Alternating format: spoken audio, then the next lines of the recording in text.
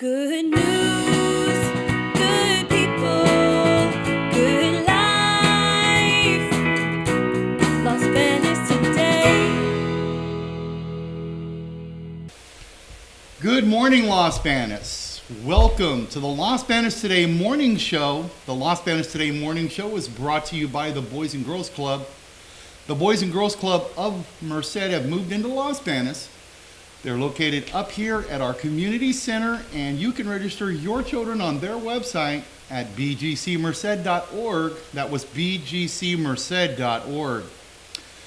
And with me here again, we'd like to welcome back Mike Amabile, our former mayor and owner of Southwest Bar and Grill, España's Southwest Bar and Grill.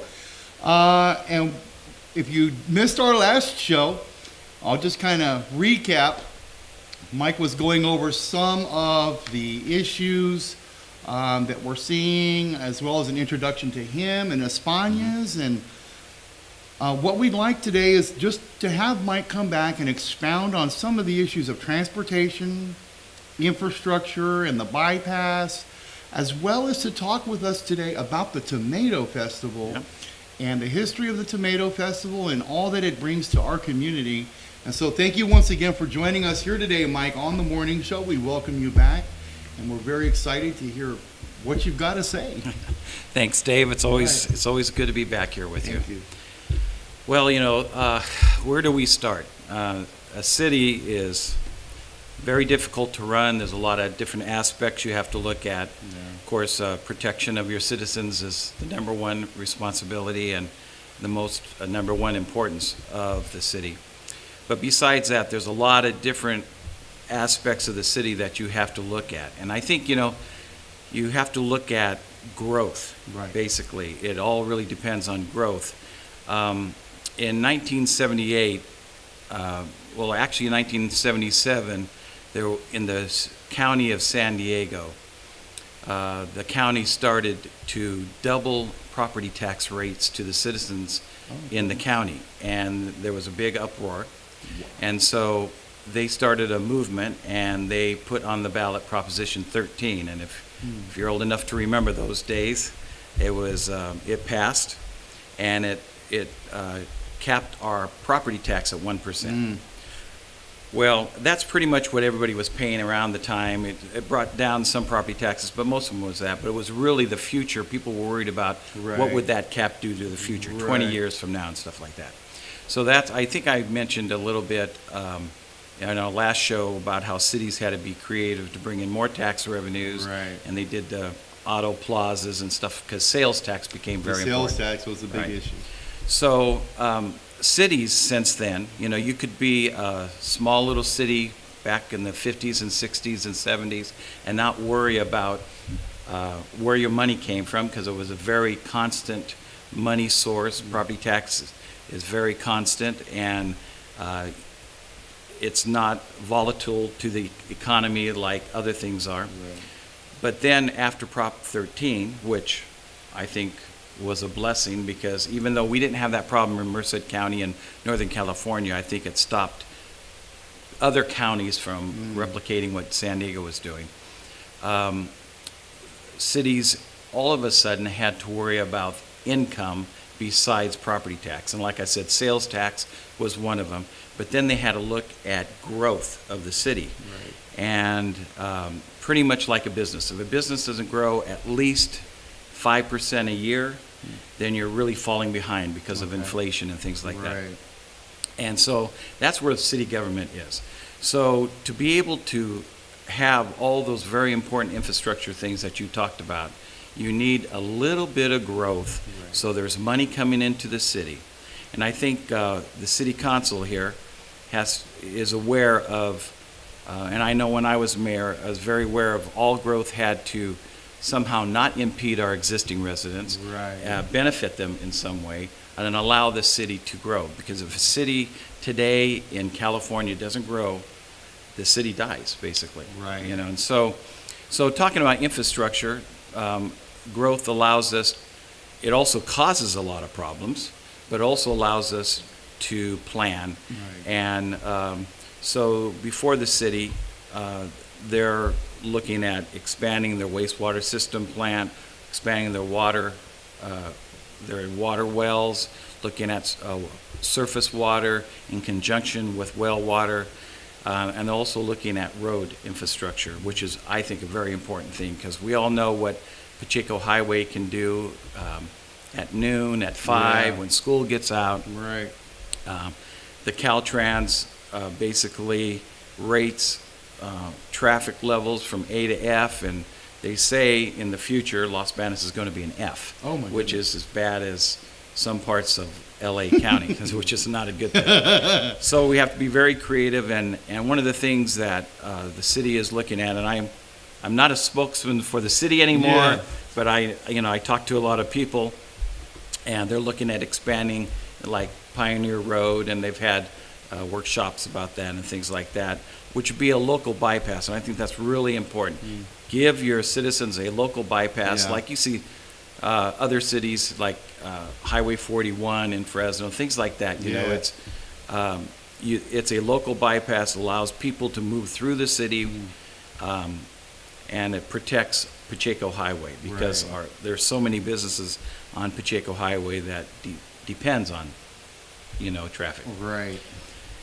And so that's how cities, that's a real small little way talking about it. We can talk about it for hours, but that's how cities sort of handle the future Right. and handle what's going on now. Right. And then you have to be creative in getting more revenues, and that's why the measure H is going to be on the ballot, to the half-cent sales tax, to Right. get more money to public safety, looking at the future. Right. And so all of those things are very important to make a city good to live in and safe to live in, and people love to call it home. Yeah. So you talked a little bit, and you touched a little bit on crime. We've seen some things going on in our community lately with some different shootings and different, tagging and whatnot.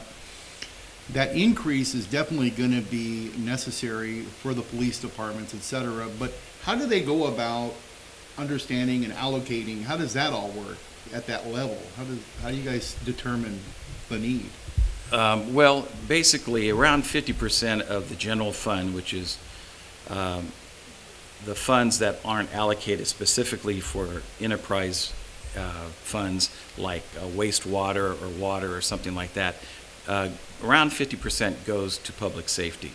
And so as that general fund grows, then more money goes to public safety. Of course, today, like every city in California, there's more crime, there's more people. I think there's just too many people in California, in my own opinion. But, being here for so many years, everybody wants to move to California. A lot of Yeah. people are moving out, but there's still more coming in than moving out. And also, where we're located, we have a lot of crime of people just passing through our Coming town. from out of our Yeah. town. And I know when I was mayor, there was a band out of Fresno that was coming to Los Banos, stealing cars, Yeah. going to the South Bay, and they'd go to chop shops there. Yeah. So, how do you Yeah. how do you defend against that? It's very Right. difficult. So Right. you have to be creative. Yeah. Our police chief is doing a great job, and he has to look at new ways to make the dollar stretch further. Right. But really, it boils down to you need more officers, and that's where the H will come in, to be able to give more officers to our police department. And I think not only officers, but I'm thinking about equipment, technologies. A lot of technologies today enable our officers to do more with less, such as drones and Yes. things that, for aerial surveillance and things like that. We've had some issues here locally where some people right around the corner from us were gutting the top of the roof to gain access to copper and then fell through the roof. Yeah. I mean, a lot's going on around here, and with the aerial surveillance and drone technology and things like that, and camera systems. I think the Downtown Association is trying to get some cameras in conjunction with the police department to retrofit. So I think there's a lot of great things going on in that area. If maybe somehow we can do more, that would be great. But it's great to understand how all that works and how they, resource the funds to gain access to the finances needed. Can you tell us a little bit about the Tomato Festival? We're all kind of excited. I didn't really understand, what Tomato Festival, and nobody really talks about it, and you never really get to hear like the history of it. And I know you're pretty much involved in it. Yes. I'd love to hear more about how you guys got the Tomato Festival going and its growth up until what's going on now. What can we expect this year at the Tomato Festival? Sure, I'll give you a little bit of history. In the 70s, 60s, and 70s, there was a harvest festival that in town, and it was during the summertime. And, there used to be a lot of cantaloupe sheds along G Street there, along the railroad tracks. And so there was a lot of harvesting going on, a lot of packing of fruit and vegetables. So there was a harvest festival. Ah. Then that sort of went away, and then in the early 90s, Mike Hughes and Rick Dahlgren brought back the Tomato Fest, and that went on for a few years, sort of turned into another thing, but then it went away. And then now, for the last 8 years, this is our 8th annual Tomato Festival in Los Banos. And yes, there's harvest festivals, but why did we pick tomatoes? Because Los Banos and the surrounding area processes more tomatoes than any place else in the United States. Something in the area of 95% of the world's tomatoes is what I understand. Yes, it is a lot. It's a little bit less than, somewhere around 90 million tons. Wow. Yeah, and it fluctuates every year. I don't know what this year is going to be till after the season, but probably between 75 and 90, somewhere around there. That is a lot of tomatoes. That is a lot of tomatoes. Yeah, that is a lot of tomatoes. And they're processed. We have a lot of big packing, processing places around Los Banos and Volta area, Kagome, Paradise Tomato Kitchens, Liberty, Morningstar, and there's some towards Fireball, and so there's a lot. So we wanted to celebrate the tomato. Plus, tomato is very good for you, Very good for you. And so this is our 8th annual Tomato Festival. I really enjoy being involved with it, and we put on an event. It's going to be on October 6th. October 6th. Yes. From 10 a.m. to 7 p.m. at the Los Banos Fairgrounds. Right.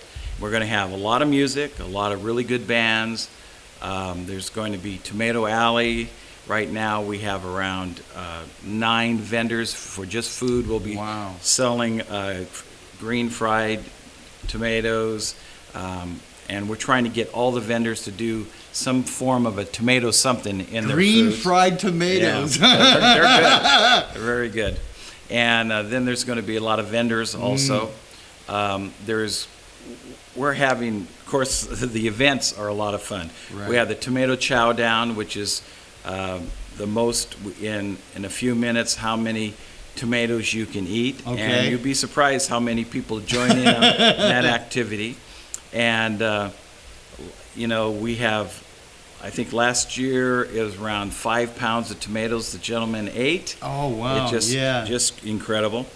We also have the tomato tug of war. Oh, okay. And the losing team gets pulled into a lot of tomatoes. Tomato paste. Yeah, tomato paste. It's on the ground. It's really fun to watch. That's fantastic. Plus, there's going to be a cooking demonstrations, cooking. Okay. There's going to be, this year, we're going to have a pickleball demo and clinic for pickleball people that might be interested in playing pickleball. So what is pickleball? What is well, that? it's like tennis. Okay. It's just a little bit slower pace, so you can play it. You can be 20 years old and play it, and you can be 70 years old and play it. Okay. It works for everybody, and it's a lot of fun. Usually you play doubles. Oh. Okay. And it's a lot of fun. There's a technique to it. It keeps you in shape, keeps you active, network with people. Right. Let's see. So it's going to be a really fun event on October 6th. We hope everybody comes out and enjoys it, celebrates the tomatoes. Yes. It's presented this year by Kagome, and our platinum sponsor is Ingomar. I didn't say them earlier, but Ingomar is a big part of the Tomato Fest. Ingomar, yeah. They're a great company, too. And you can come out and enjoy yourself. Admission is $1. Wow. Yeah. And I want to just say that the proceeds, the chamber sponsors the event, also Los Banos Chamber, and the proceeds go to nonprofits. We have nonprofit volunteers, and we pay them to work the event, Oh, wow. and they can make money for their nonprofit group.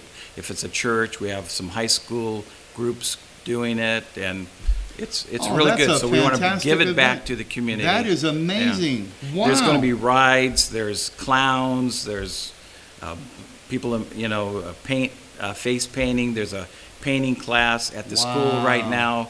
now. The classrooms can enter